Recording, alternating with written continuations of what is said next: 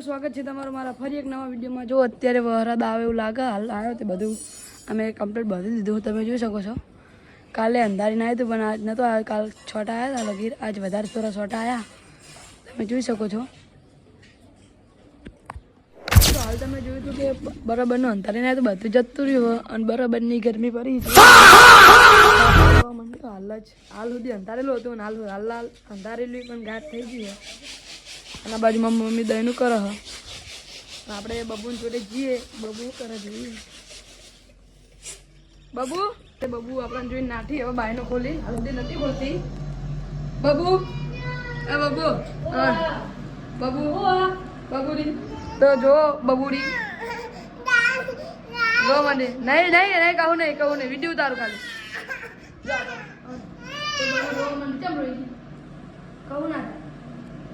કહું ના થાય ચમ રોઈ કે તો ખરી તો જો આટલે બબુ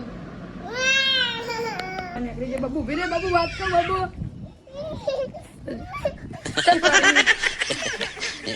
તો રોઈ રહી જો બબુ ચમ રોઈ નહીં રે તો જવાબ રોન બંધ થઈ ગઈ। બબુ શું કેવું ગીત ગાજે બબુ, રોપિનનું ગીત ગાજે એકાદું કાના આશા વગર હાલ તો રોતી હતી, ચમ રોતી હતી બોલલા મમ્મી મારતી હતી બોલજે હેલો ગાઈસ બોલજે બબુ હેલો ગાઈસ કે ને શું બોલી આવ કરજે હેલો ગાઈસ કરજે હા બરાબર।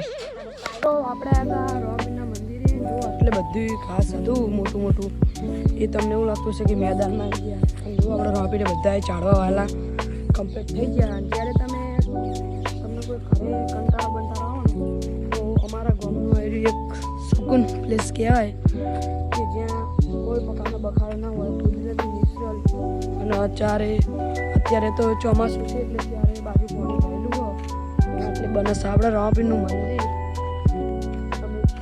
આપણે જૂનું જે આપણે હોય રોબીને પહેલી ના યારેલા એકદમ ડેલી કોઈ ને કોઈ રાતે હોય દાડે હોય કોઈ બને જ નહીં કે કોઈ હોય નહીં જો એટલે શેનું ચાર હવે તમે કોમેન્ટ કરી દેજો, આપણને તો ખબર નહીં।